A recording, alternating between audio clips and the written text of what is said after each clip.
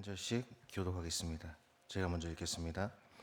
내가 아무것도 스스로 할 수 없노라. 듣는 대로 심판하노니 나는 나의 뜻대로 하지 않고 나를 보내신 이의 뜻대로 하려 함으로 내 심판은 의로우니라.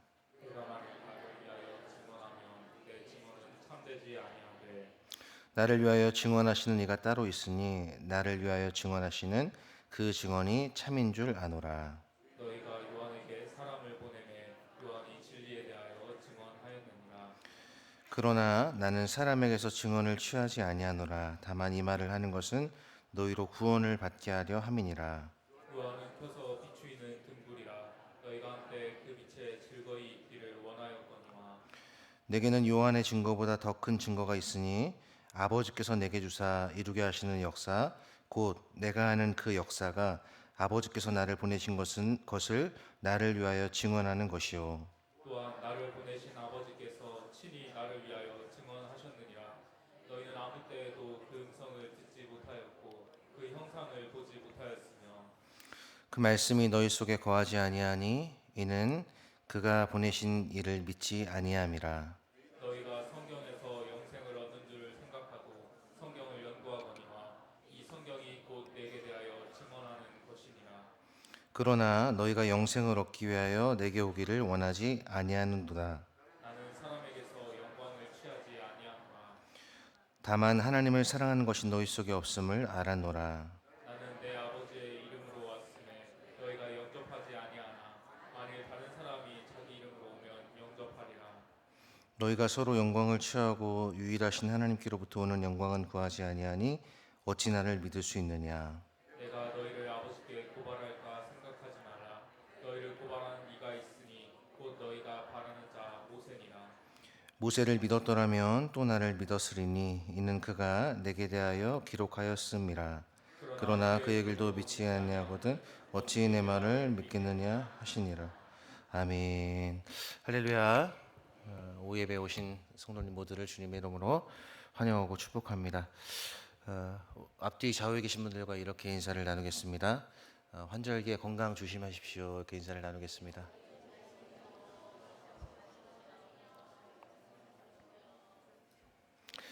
오늘은 여러분과 함께 읽은 말씀을 중심으로 성경이 증언하는 예수라는 제목으로 함께 하나님 말씀을 살펴보기를 원합니다.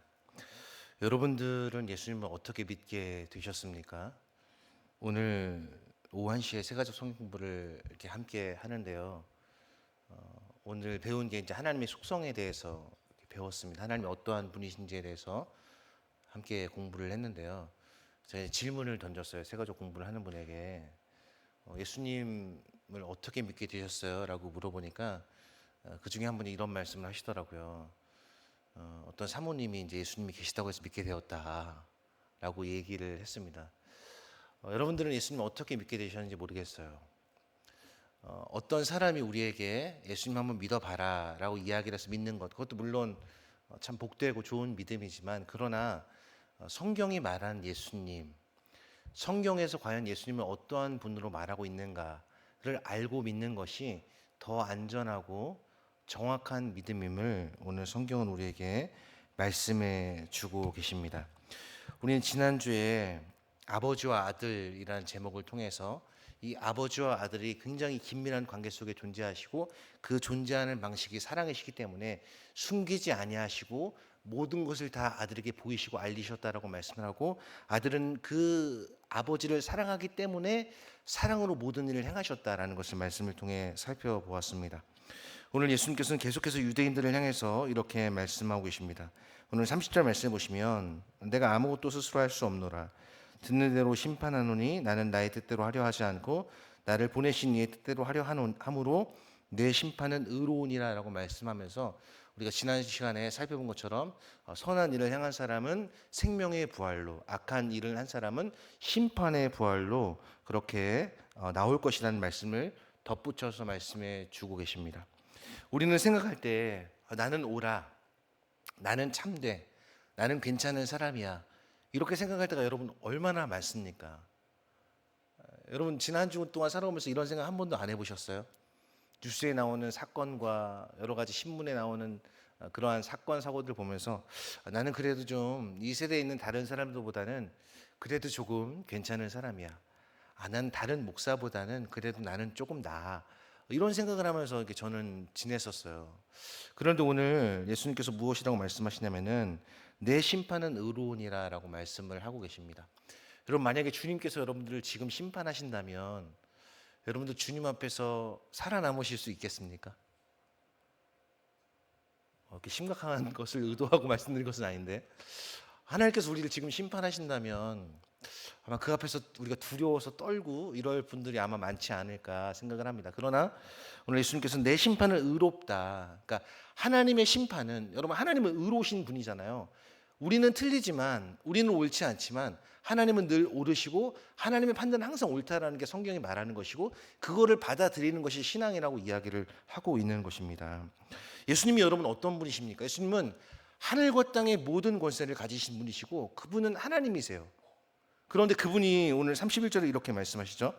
내가 만일 나를 위하여 증언하면 내 증언은 참되지 아니하되. 저는 법정에 서본 적은 없지만 법정 드라마는 많이 본 적이 있습니다.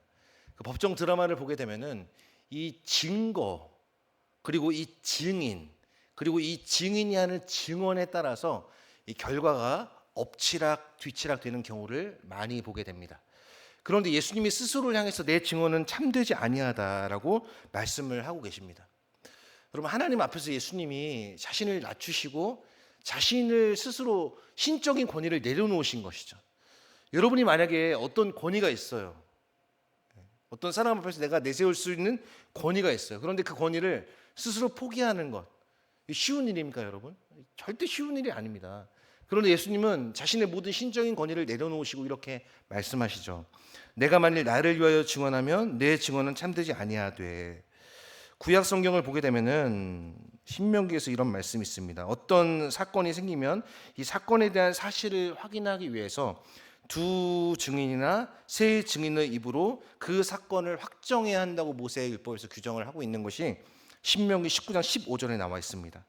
신약에 와서 사도 바울이 기록한 고린도후서 13장 1절을 봐도 이 두세 증인의 입으로 이 사건의 객관성을 확증할 수 있다라고 말을 하고 있습니다. 마찬가지로 예수 그리스도께서 하나님의 아들 되심에 대해서도 증인이 필요하다라고 예수님께서는 지금 말씀하고 계십니다. 그러면서 32절을 보니까 이렇게 말씀하고 있죠. 나를 위하여 증언하시는 이가 따로 있으니 나를 위하여 증언하시는 그 증언이 참인 줄 아노라라고 말씀을 하고 계세요. 그렇다면 여기서 예수님께서 말씀하고 계시는 나를 위하여 증언하신 이, 그거는 누구를 말하는 것일까요? 여러분, 예수님은 아멘이시라고 말을 하고 있죠. 아멘. 예수님은 참이시라고 말씀하고 있죠. 예수님은 자신을 향해서 진리라고 말씀하셨습니다.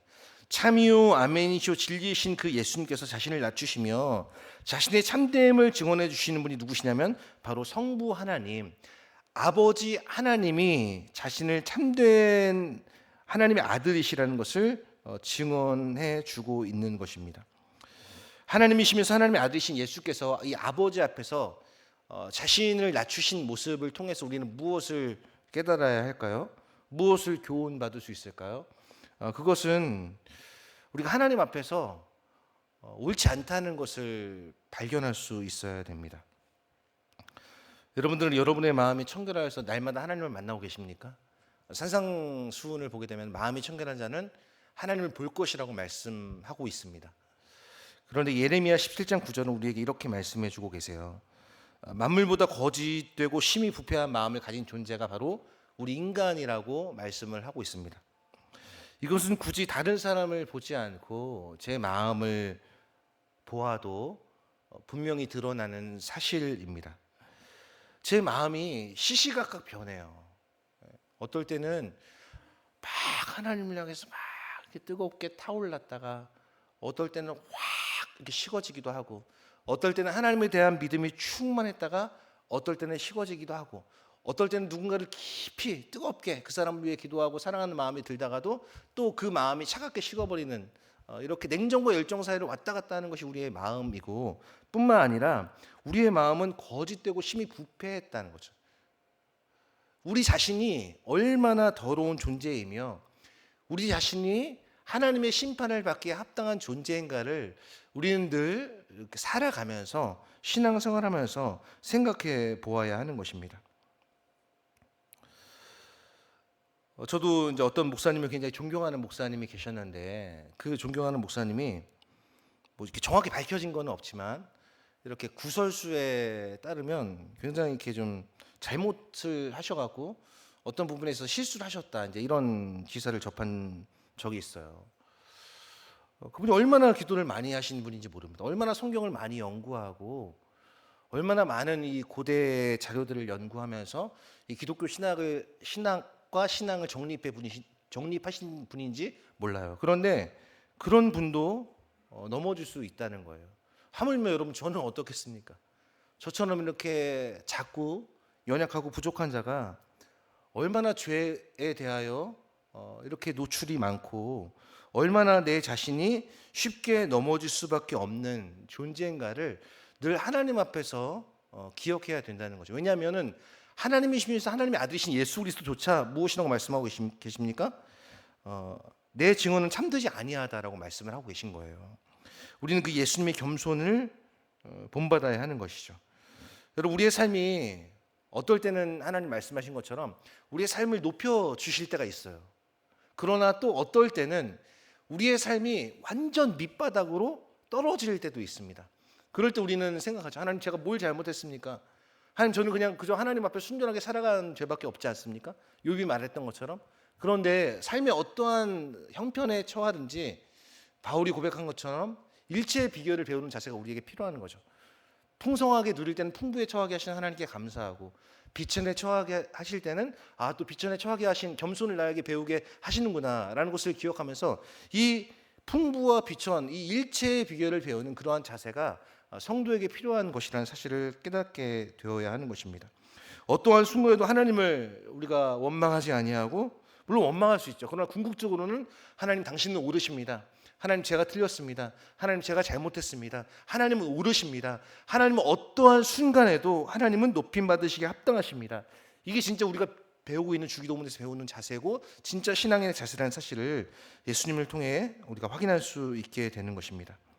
여러분이 갖고 계신 성경은 세계적으로 유례를 찾을 수 없는 베스트셀러입니다. 베스트셀러. 이 성경을 안 읽어본 사람은 아마도 그렇게 많지 않을 거예요. 여러분 성경은 어떤 책이냐면 그냥 서점에 가면 살 수 있는 책입니다, 여러분. 그러나 동시에 이 성경은 우리에게 생명을 주고 우리의 삶에 어떠한 순간에도 우리가 하나님의 자녀답게 살 수 있도록 가이드를 해주는 책이 바로 이 성경책이라는 거예요. 그러니까 어떤 분은 이 성경을 갖다가 그렇게 설명하고 계시더라고요. 우리의 인생 사용 설명서다. 여러분 우리 인생이 시시각각 변하잖아요, 여러분.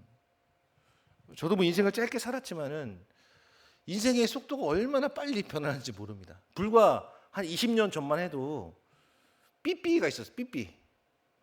그렇죠? 486 그러면 사랑해. 빨리 뭔가 긴급한 일이 있는 줄 알고. 그리고 불과 한 25년 전만 해도 이 기역 니은 디귿 리읍 미음 시읒 이응 지읒 치읒 키읔 티읒 피읒 히읗 요런 그 조그만한 전화 책자를 가지고 공중전화에 전화를 하는 그런 시대였단 말이에요. 근데 25년이 지난 지금 어떻습니까, 여러분? 스마트폰이 등장하고 챗 GPT가 등장하고 앞으로 어떤 시대가 될지 모릅니다. 그런데 이 성경이 우리의 인생을 조망해주고 우리의 인생을 규정해주고 우리 인생이 나아가야 할 방향을 제시해주는 것은 오직 성경밖에 없다라고 하나님께서 말씀해 주고 계십니다. 성경은 하나님의 기록된 증언이라는 거예요. 성경은 하나님께서 세상을 어떻게 창조하셨고 하나님 세상을 어떻게 바라보고 계시고 이 만물을 하나님이 어떻게 통치하고 계시고 하나님이 이 우주와 만물과 역사를 어떻게 주관하고 계시는지 그리고 인간이 얼마나 타락하며 형편없이 연약한 존재인지에 대해서 말씀해 주고 계신 것입니다. 그러므로 우리는 성경을 통해서 우리를 증언하시는 하나님을 만나야 하는 것이에요. 여러분 예수님의 이름의 뜻이 뭡니까? 예수님의 이름의 뜻 구원자. 마태복음 1장 21절에서 말씀하고 있죠. 아들을 낳으리니 이름을 예수라 하라. 이는 저가 자기 백성을 그들의 죄에서 구원할 자라 하심이라. 오늘 제가 이제 새가족 분들에게 물었습니다. 여러분 예수님은 누구십니까? 라고 물었더니 이제 한 분이 이제 그렇게 말씀을 하시더라고요. 예수는 우리를 깨끗게 하시는 주시니 찬송가 예수는 우리를 깨끗게 하시는 주시니 그의 피 우리를 눈보다 더이게 하셨네. 여러분 맞습니다. 예수님 우리를 깨끗게 하신 분이세요. 그러나 예수님의 이름의 뜻은 자기 백성을 그들의 죄에서 구원할 자라는 거예요.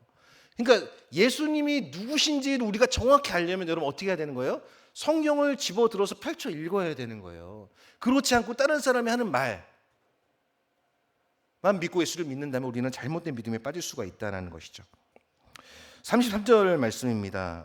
너희가 요한에게 사람을 보내매 요한이 진리에 대하여 증언하였느니라. 그러나 나는 사람에게서 증언을 취하지 아니하노라. 다만 이 말을 하는 것은 너희로 구원을 받게 하려 함이라. 지금 예수님께서 이렇게 말씀하고 계신 상황을 한번 생각해 보세요. 지금 예수님이 처한 상황은 유대인들이 눈이 시빨개져 갖고 예수님을 죽이려고 혈안이 된 상태란 말이에요. 그런 상태에서 예수님께서 지금 때는 이때다라고 생각하시면서 유대인들에게 자신을 변호하시고 하나님을 드러내고 계신 것이죠. 그리고 자신이 하나님의 보내심을 받은 사람이라는 것을 계속해서 지금 말씀해 주고 계신 거예요. 그래서 요한의 이야기를 꺼내시죠. 요한에게 사람을 보내매 요한이 진리에 대하여 증언하였느니라. 여러분 세례 요한이 얼마나 대단한 사람이었습니까? 이 근육질 몸매에 메뚜기와 석청을 먹고 광에서 살았던 사람. 그러니까 이 마초 기질이 아주 굉장히 뛰어났던 사람이었던 것 같아요. 이 세례 요한은 저처럼 이렇게 얌전하게 생긴 사람이 아니라 굉장히 눈썹도 진하고 그다음 털도 많고 아주 몸도 근육으로 다져진 그런 인물이 세례 요한이 아니었을까 생각을 해봅니다. 그런데 이 세례 요한에게 사람을 보내서 요한이 진리에 대해 증언하는 걸 받아들입니다. 그런데 결국 이 유대인들이 예수님께로 옵니까 안 옵니까? 안 오죠. 기독교 역사에서 여러분 위대한 설교자들이 얼마나 많이 있었는지 모릅니다. 뭐 조지 휘필드 같은 사람들은 정말 한 번 설교하면 몇천 명이 되는 사람들이 회심하는 그러한 역사를 일으켰던 사람이에요. 굳이 마이크가 필요 없을 정도의 성량을 가지고 있었던 사람. 뭐 그런 사람들이 역사 속에 한둘이었겠습니까? 그런데 그런 사람들은 한때라는 거예요. 한때. 여러분 35절 말씀해 보세요. 요한은 켜서 비추이는 등불이라 너희가 한때 그 빛에 즐거이 있기를 원하였거니와. 요한은 정말 한 시대를 풍미한 그런 위대한 선지자였습니다. 그럼에도 불구하고 그의 영향은 한때였다는 거예요. 한때. 잠깐이었다는 거예요. 결국 요한도 이 자신을 반대하고 자신을 위협하는 그러한 사람들에 의해서 결국 투옥되고 죽었지 않습니까? 한때라는 거예요. 이것을 통해서 우리는 무엇을 발견할 수 있어야 하냐면 여러분 우리가 뭐 유명한 목회자나 뭐 훌륭한 분들이 많이 계시지만 그분들을 의지해서는 안 된다는 거예요. 궁극적으로 성경이 말씀하고 계신 예수님 그리고 예수님의 증언을 통해서 우리들의 믿음이 성장해 가야 된다는 거예요. 사람을 의지하지 않고 오직 하나님께로부터 보내심을 받은 그 예수 그리스도를 믿는 믿음이 정말 우리에게 필요한 것을 말씀해 주고 있는 것이죠. 예수님은 지금 요한을 치켜 세우고 계세요. 요한을 높이 평가하고 계세요. 그래서 켜서 비추이는 등불이라. 여러분 등불이 타려면 여러분 뭐가 있어야 됩니까? 기름이 있어야 하잖아요. 기름은 자기를 희생해서 등불을 태우는 역할을 하는 거예요. 요한이 그렇게 자신을 희생해서 진리를 증언했다는 거예요. 그러나 그 요한의 역할도 한때라는 거예요. 한때. 잠깐이라는 거예요. 증인은 증인의 역할을 다 하면 되는 겁니다. 요한은 그 요한을 추종했던 수많은 사람들이 있었다고 우리가 살펴보았잖아요. 그런데 예수님은 그런 것에 대해 염려하지 아니하고 다 이제 자신에게로 이렇게 돌아오는 것을 우리가 보게 되는데, 그러면서 예수님께서 이렇게 말씀하고 계시죠. 내게는 요한의 증거보다 더 큰 증거가 있으니 아버지께서 내게 주사 이루게 하시는 역사, 곧 내가 하는 그 역사가 아버지께서 나를 보내신 것을 나를 위하여 증언하는 것이오라고 말씀을 하고 계십니다. 즉 사람의 증거를 취하지 않으신다는 거예요. 요한이 훌륭한 사람이고 자신을 희생해서 진리를 증언할 사람인 것은 맞지만, 그러나 그도 한때였고 나는 사람의 증언을 취하지 않는다. 나는 오직 하나님께 증언을 받는다라고 말씀을 하고 계시죠. 자, 그것을 무엇이라고 말씀하고 있냐면은 아버지께서 내게 주사 이루게 하신 역사, 곧 내가 하는 그 역사, 바로 하나님 아버지께서 예수님에게 부여하신 사명, 그 사명을 이루는 것이 바로 하나님께서 예수님을 보내신 그 증언이라고 말씀해 주고 계신 거예요. 사복음서에는 마태, 마가, 누가, 요한복음에는 예수님께서 행하신 수많은 일들이 나옵니다. 그것들을 세 가지로 요약하면 결국 가르치시고 전파하시고 치료하신 사역이라고 말씀할 수 있습니다. 바로 이 가르치시고 전파하시고 치료하신 그 사역이 하나님께서 예수님을 보내신 그 사역이라는 것이고, 그것이 바로 나를 위하여 증언하는 것이오라고 예수님께서 말씀하고 계신 거예요. 여러분, 마찬가지입니다. 하나님이 예수님을 보내시고, 예수님 누구를 보내셨어요? 제자들을 보내시고 저와 여러분들을 어디에 보내셨어요? 세상에 보내셨어요. 하나님께서는 예수 그리스도를 보내시고 예수님의 제자들을 보내시고 우리를 세상의 한복판으로 보내셨다는 말이에요. 그럼 우리는 어떻게 살아야 되는 거냐면은, 예수님께서 이 땅에 계셨더라면 하셨을 일들, 우리가 뭐 예수님처럼 십자가를 지고 죽을 수는 없으니까 그건 예수님에게 부여된 일이고, 우리에게 주어진 일은 무엇입니까? 가르치고 전파하고 연약한 자를 돕는 그러한 일들을 우리가 할 때, 바로 그것이 오늘 36절 말씀하고 있는 것처럼 나를 위하여 증언하는 것이요 라는 말씀의 현대적인 적용이라고 할 수 있는 것이죠. 37절 말씀을 우리 같이 한번 읽어볼까요? 37절 말씀 읽어보겠습니다. 또한 나를 보내신 아버지께서 친히 나를 위하여 증언하셨느니라. 너희는 아무 때에도 그 음성을 듣지 못하였고 그 형상을 보지 못하였으며. 여기 보시면은 이것은 이제 세례 요한에게 예수님께서 세례를 받으실 때, 요단강에서 세례를 받으실 때 하늘이 열리면서 음성이 들렸죠. 그 음성이 뭐였죠? 이는 내 사랑하는 자요 내 기뻐하는 아들이다라는 이 하나님의 증언을 예수님께서 말씀하고 계신 거예요. 하늘에서 예수님이 하나님의 아들이시라는 것을 확증해 주신 것이죠. 이것은 예수님에게만 말씀해 주신 것이 아닙니다.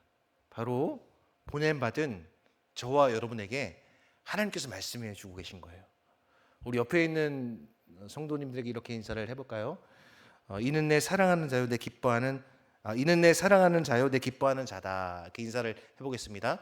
이는 내 사랑하는 자요 내 기뻐하는 자다. 이 말씀이 요단강에서 예수님께서 세례요한에게 세례를 받으실 때 하늘이 열리면서 이렇게 들려온 음성이란 말이에요. 그리고 이것은 예수님에게만 들려진 음성이 아니라 저와 여러분에게 들려지는 음성이라는 것을 여러분 믿으셔야 됩니다. 여러분들은 무가치한 존재가 아니에요. 세상은 자꾸 우리의 가치를 평가절하합니다. 기독교의 가치를, 성경의 가치를 자꾸 평가절하하죠. 교회가 뭘 할 수 있겠어? 네가 뭘 할 수 있는데? 그러나 예수님은 우리에게 이렇게 말씀하세요. 하늘과 땅의 모든 권세를 가진 그분께서 우리와 영원히 함께 하시겠다고 약속을 하세요. 작고 작은 연약하고 연약한 우리를 통해서 하나님의 뜻을 이루기를 원하시는 거예요. 여러분, 그럴 때 진짜 하나님의 크신 분임이 드러나지 않겠어요? 여러분, 큰 교회는 큰 일을 할 수 있습니다. 작은 교회도 큰 일을 할 수 있어요. 왜요? 우리는 똑같이 크신 하나님을 섬기는 거예요. 여러분의 목장이 작다고, 인원이 작다고, 모이는 인원이 작다고 낙심하지 말아야 할 이유가 여기 있는 거예요. 나는 목자를 처음 해봐. 우리 목원들은 내 말을 잘 안 들어. 여러분, 거기에 낙심하면 안 된다는 거예요. 나는 비록 약하고 약하지만, 나는 어리고 어리지만 내 안에 계신 그리스도께서 나를 사용하시고 나를 쓰신다는 그 말씀, 약속의 말씀 믿고 나아갈 때 우리 예수님보다 더 큰 일을 할 수 있는 능력을 공급하게 되는 것입니다. 그런데 중요한 것은 유대인들은 이것을 듣지 못했다, 보지 못했다라고 말씀을 하고 계세요. 이들이 하나님 음성을 듣지 못한 것은 왜 그렇다고 예수님 말씀하고 계십니까? 오늘 38절에 나와 있는데요. 왜 이 말씀을 음성을 듣지 못했다고 말씀하고 있어요? 38절에 그 말씀이 너희 속에 거하지 아니하나니. 여러분, 유대인들이 얼마나 성경을 열심히 연구하는지 아세요? 유대인들은요, 태어나면서부터 처음 말하고 배우는 말씀, 쉐마, 들으라 이스라엘아, 신명기 6장 4절부터 9절까지 나오는 말씀, 이 말씀을 죽기 전에 암송한다고 그래요. 그러니까 처음 요람에서부터 무덤까지 이 하나님의 말씀으로 충만한 사람들이 바로 유대인들이라는 거예요. 그런데 이 유대인들에게 예수님 뭐라고 말씀하세요? 그 말씀이 너희 속에 거하지 아니하나니 이는 그가 보내신 이를 믿지 아니함이라. 여러분, 하나님의 말씀이 우리 속에 거하시면 자연스럽게 나타나는 반응이 무엇일까요? 예수님을 나의 주 나의 하나님으로 인정하게 되는 거예요. 여러분, 나를 믿는 자는 나를 보내신 자를 믿었다라고 말씀하고 계세요. 유대인들은 이 하나님의 말씀이 그들의 마음 가운데 없었습니다. 요한계시록 3장 20절 말씀입니다. 누군지 내 음성을 듣고 문을 열면 내가 그에게로 들어가 그와 더불어 먹고 그는 나와 더불어 먹으리라. 여러분, 신앙생활은 이렇게 풍성한 은혜를 날마다 누리는 것으로부터 시작되는 것입니다. 그렇다면 여러분, 이 풍성함을 누리고 계십니까? 날마다 풍성한 은혜를 여러분 누리고 계세요? 내 잔이 차고 넘치나이다라는 다윗의 고백처럼 그런 풍성한 은혜를 우리가 날마다 누리고 있느냐는 것이죠. 유대인을 향해서 이 하나님의 말씀이 머물지 않게 된 그 이유가 바로 그들의 자발적인 선택의 결과라는 것을 말씀해 주고 계신 거예요. 여러분, 어떤 사람은 똑같은 말씀의 자리에 나와 있어도 그 말씀을 잘 스펀지처럼 빨아들이는 사람이 있는가 하면 어떤 사람은 이것을 꽉 막고 말씀을 이렇게 튕겨져 나가게 하는 사람이 있어요. 그 결과에 따라서 예수님을 나의 주 나의 하나님을 믿게 되느냐, 아니면 유대인들처럼 하나님의 말씀이 너희 속에 거하지 않기 때문에 너희가 나를 믿지 아니한다라는 결과를 얻느냐가 결정이 되는 거예요. 에베소서 3장 17절은 이렇게 말씀하고 있습니다. 믿음으로 말미암아 그리스도께서 너희 마음에 계시게 하시옵고 너희가 사랑 가운데서 뿌리가 박히고 터가 굳어져서. 여러분, 하나님의 말씀이 저와 여러분의 심령 가운데 머물게 되기를 축복합니다. 여러분, 그러려면 어떻게 해야 될까요? 제가 중요한 방법 한 가지를 말씀드리겠습니다. 어떻게 하면 하나님의 말씀이 우리 속에 거하게 될까요? 암송하시면 됩니다, 여러분. 아인슈타인이 자기 뇌의 몇 프로까지밖에 쓰지 못했다고 했죠? 3%로 알고 있는데 3%밖에 쓰지 못했다고 그래요. 근데 천재 소리를 듣잖아요. 여러분의 하나님께서 여러분에게 주신 가능성을 여러분 썩히지 마십시오. 제가 이제 그 인터넷에 보다가 80세인데 헬스장을 다니시는 분을 봤어요. 80세. 80세면 저보다 연세가 거의 많거든요. 그런데도 헬스장을 다니시면서 몸을 만드시는 거예요. 그거 보면 제가 정말 도전과 동시에 엄청나게 이렇게 회개의 마음이 들었습니다. 여러분, 몸을 만드셔야 돼요. 제가 이런 말 할 자격이 없지만 여러분, 몸을 만드셔야 돼요. 왜요? 여러분, 영혼을 위해서 몸을 만드셔야 돼요. 여러분, 새벽에 나오시는 거 피곤하시죠? 여러분, 드라마 미생 아세요? 미생? 드라마 미생, 한때 유행했던 미생. 그 미생에서 제일 유명한 대사가 뭔지 아십니까, 여러분? 네가 원하는 것을 이루려면 체력을 먼저 길러라. 네가 인생의 후반에 종종 무너지는 이유, 쉽게 포기하는 이유, 그것은 체력이 떨어져서 그렇다라고 이제 그 대사 속에 나와요. 우리나라의 그런 말 중에 이제 그런 말이 있죠. 체력은 무엇이다? 국력이다. 그럼 하나님 나라에서도 마찬가지인데 여러분. 그러면 이 영적인 체력이 있어야 돼요. 그 체력을 비축하는 게 이제 말씀과 기도잖아요. 말씀, 기도, 찬양. 이러한 걸로 여러분들이 평상시에 이 체력을 잘 비축해 놔야 비상시에 여러분들이 비축해 놓은 체력을 쓸 수 있는 거예요. 평상시에 말씀의 검을 잘 이렇게 닦아놓지 않는 사람은요, 사단이 와서 우리를 막 이렇게 우리 앞에서 막 깨작깨작 거리잖아요. 그럼 여러분 어떻게 될까요? 이 검을 빼야 되는데 이게 안 빼져요. 검을 사용한 적이 없으니까, 암송한 말씀이 없으니까, 마음속에 저장소에서 꺼낼 말씀이 없으니까 어떻게 되는 거예요? 그냥 사단 앞에서는 조롱당하면서 좌절하면서 맨날 교회에 와서 주님 또 넘어졌습니다, 이럴 수밖에 없는 거예요. 그러나 우리가 진리의 말씀으로 무장하고 골로새 3장 16절 말씀처럼 그리스도의 말씀이 우리 속에 풍성히 거하게 된다면 우리는 그 말씀으로 피차 가르치며 권면하고 시와 찬송과 신령한 노래를 부르며 하나님께 감사하는 마음으로 찬양할 수 있게 된다고 말씀을 하고 있는 것이에요. 유대인들은 성경을 열심히 연구했습니다. 이것은 성경에서 영생을 얻을 것이라고 생각하기 때문이라고 오늘 39절에서 말씀을 하고 있어요. 그런데 예수님 그 뒤에 뭐라고 말씀하세요? 이 성경은 나에 대해서 증언하고 있다라고 말씀하세요. 여러분, 성경은 어디를 찔러도 예수님이 나옵니다. 성경은 어디를 찔러도. 왜냐하면 성경의 주인공이 예수님이고, 이 성경이 궁극적으로 종착지가 어디냐면 바로 예수님의 말씀이기 때문에 그런 거죠. 신명기 6장 4절부터 9절까지의 말씀은 이렇습니다. 우리 하나님 여호와는 오직 유일한 여호와시니 너는 마음을 다하고 뜻을 다하고 힘을 다하여 내 하나님 여호와를 사랑하라. 이스라엘 모든 사람들은요, 첫 번째로 이 말씀을 마음에 새겨야 돼. 그러니까 외워야 된다는 거예요. 외워야 된다는 거예요. 그리고 자녀에게 부지런히 가르치되 집에 앉았을 때나 누워 있을 때나 일어날 때나 잠들 때나 항상 이 말씀을 설명해야 되고요. 세 번째는 그 말씀을 손목과 미간에 기호와 표로 두고 삼아야 하고, 네 번째는 집의 문설주와 바깥 문에 이것을 기록해야 하는 책임이 있습니다. 이렇게 이들이 열정적으로 그리고 열심으로 성경을 공부하는 이유는 이 성경에서 영생을 얻기 때문이라고 생각하기 때문이라고 오늘 말씀하고 있어요. 우리도 성경 공부에 힘써야 됩니다. 성경을 통해서 하나님의 음성을 들을 수 있어야 되고 하나님의 이 놀라우신 사랑하심을 발견할 수 있어야 되는 거예요. 디모데후서 3장 15절도 우리에게 이렇게 말씀하고 있죠.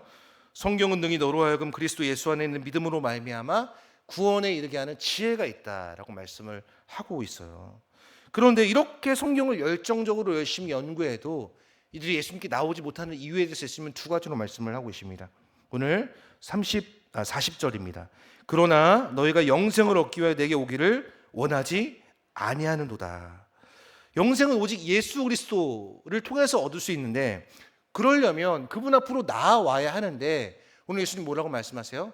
그러나 너희가 하나님 말씀이 너희 속에 거하지 않기 때문에 너희가 내게 나오지 않는도다라고 예수님 책망하고 계신 거예요. 이 말은 유대인들이 누구의 영광을 취한다는 거예요? 사람의 영광을 취한다는 거예요. 우리 이미 말씀을 통해 살펴봤잖아요. 거리에서나 회당에서나 막 그 사람들의 이목을 집중시키는 기도를 하고 그러한 행동을 하는 그러한 유대인들의 모습은 결국 하나님의 영광에는 전혀 관심이 없고 사람의 영광에만 관심이 많았던 거예요. 두 번째는 뭐라고 말씀하십니까? 42절입니다. 다만 하나님을 사랑하는 것이 너희 속에 없음을 알았노라. 하나님을 사랑하는 것이 너희 마음속에 없음을 알았노라. 그러니까 예수님은 우리의 마음을 아시는 분이죠. 여러분, 하나님 사랑하십니까? 네. 하나님 사랑하는 게 최고예요.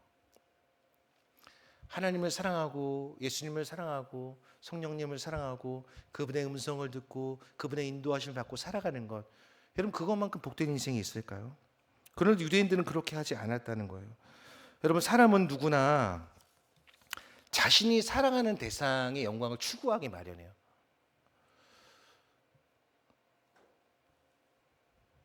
여러분, 이세돌이라고 혹시 들어보셨어요? 들어보셨어요? 유행에 민감하신 분 못 들어보셨죠? 이세돌이라는 것은 이제 버추얼 그룹, 그러니까 가상의 아이돌입니다. 가상의 아이돌. 그런데 이 젊은 사람들이요, 이 이세돌 팝업 샵을 가기 위해서 네이버로 예약을 하고 지방 전국 어디서든 이거 예약을 해갖고 서울로 모이는 거예요. 서울로 가서 진짜 존재하고 있는 가수도 아니에요. 여러분, 가상의 가수예요. 그런데 그 가상의 가수의 그 굿즈 그거 살려고 막 30만 놀랬습니다. 저는 아낌없이 사는 거예요. 막 방석, 다이어리, 굿즈. 여러분 한번 인터넷 유튜브에 이세돌 한번 검색해 보세요. 여러분, 세대를 알아야 됩니다. 지금 이 세대가 어떻게 흘러가고 있는지를 알아야 돼요. 사람 영광을 취하는 사람들이 많잖아요, 여러분. 여러분들이 하나님을 사랑한다면 저와 여러분들은 하나님 영광을 추구하는 사람이 되는 것입니다. 우리가 모든 예배와 모든 우리의 일상생활 속에 하나님의 영광을 추구하는 그런 거룩한 하나님의 사람들이 되어야 하는 것이죠. 예수께서는 이제 말씀을 마무리 지으면서 이렇게 말씀을 하고 계세요. 나는 내 아버지의 이름으로 왔음에 너희가 영접하지 아니하나 만일 다른 사람이 자기 이름으로 오면 영접하리라. 너희가 서로 영광을 취하고 유일하신 하나님께로부터 오는 영광을 구하지 아니하니 어찌 나를 믿을 수 있느냐라면서 유대인들을 책망하시죠. 그런데 이렇게 예수님이 책망하신 이유는 이들을 정죄하려고 그러신 게 아니에요. 오늘 우리가 살펴보았지만은 34절에 뭐라고 말씀하고 계십니까? 그러나 나는 사람에게서 증언을 취하지 아니하노라. 다만 이 말을 하는 것은 너희로 구원을 받게 하려 함이니라. 예수님의 관심은 오직 영혼의 구원에 있었던 거예요. 사나 죽으나 고난받으나 평탄할 때나 예수님의 관심은 항상 영혼 구원에 있었다는 것이죠. 그런데도 유대인들은 그렇게 하지 않았다는 거예요. 그러면서 오늘 예수님께서는 뼈를 때리는 말씀을 하고 계시는데 45절 말씀이죠. 내가 너희를 아버지께 고발할까 생각하지 말라. 너희를 고발하는 이가 있으니 곧 너희가 바라는 자 모세니라. 모세를 믿었더라면 또 나를 믿었으리니 이는 그가 내게 대하여 기록하였음이라. 그러나 그 얘기를 또 믿지 아니하거든 어찌 내 말을 믿겠느냐 하시니라 라고 말씀합니다. 우리는 지난 시간에 하나님 아버지와 아들이 서로 긴밀한 관계로 존재하신다는 것을 말씀드렸고, 그 존재하는 방식이 사랑이라는 것을 말씀드렸고, 오늘 예수님께서는 그 증언이 바로 하나님 아버지의 증언, 그리고 예수님 행하신 일, 그리고 세례 요한, 그리고 성경, 그리고 마지막으로 모세에 대해서 말씀을 하고 계십니다. 성경을 누구보다 열심히 공부하는 유대인이 영생의 근원이신 예수님께 나오지 않았다는 것은 정말 이상하리만큼 신기한 일이 아닐 수 없습니다. 여러분, 성경을 많이 읽으십시오. 그러나 많이 읽는 것보다 더 중요한 것은 올바로 제대로 읽어야 우리가 이 성경에서 영생을 얻게 되는 것이고 예수님께 경배와 찬양을 올려드릴 수 있게 되는 것입니다. 여러분, 영생이란 무엇입니까? 영원한 생명을 말하죠. 그런데 영원한 생명은 우리의 죽음 이후에 찾아오는 영원한 생명만을 의미하는 것이 아닙니다. 하나님에게 잇대어 사는 거예요. 우리가 그 찬송가 9장을 보게 되면은 그런 찬양이 있어요. 하늘에 가득 찬 영광의 하나님. 그 가사 중에 고난도 슬픔도 이기게 하시옵고, 이런 가사가 있습니다. 영혼에 잇대어 살아가게 하소서. 여러분, 사실 영혼의 관점에서 보면 지금 현재는 아주 작은 점에 불과해요. 우리 사람은 너무나 근시한 적이어서 당장 눈앞의 것만 생각을 하지만, 그러나 하나님의 관심은 영혼에 있는 거예요. 영혼. 말씀을 정리하겠습니다. 사랑하는 성도 여러분, 오늘 유대인들은 성경을 누구보다 열심히 공부했지만 생명의 근원이신 예수님께 나오지 않았습니다. 그 이유는 그들이 사람으로부터 영광을 취했기 때문이고, 그렇기 때문에 하나님을 사랑하는 마음이 그들 가운데 없었던 것입니다. 오늘 우리는 어떠한가? 나는 정말 하나님의 영광을 내가 가로채고 있지는 않은가? 나는 정말 하나님을 내 마음 중심으로부터 사랑하고자 하는 열망이 내 안에 계속해서 샘솟고 있는가를 점검해 보아야 하는 것입니다. 사랑하는 성도 여러분, 이 한 주간 살아갈 때 여러분 성경을 집어들어서 펴서 읽으십시오. 그리함으로 말미암아 다른 사람이 말하는 예수님, 그 예수님을 여러분의 성경을 펴서 여러분의 눈으로 직접 목도하시기를 바랍니다. 그리고 여러분을 향해 말씀하시는 그 주님의 음성을 여러분들이 들으시기를 바랍니다. 이는 내 사랑하는 자요 내 기뻐하는 자다. 이것이 바로 저와 여러분을 향한 하늘의 음성이요 하나님의 음성인 줄을 믿습니다. 우리 시간 함께 말씀을 기억하면서 함께 찬양하겠습니다. 내는 주의 영광.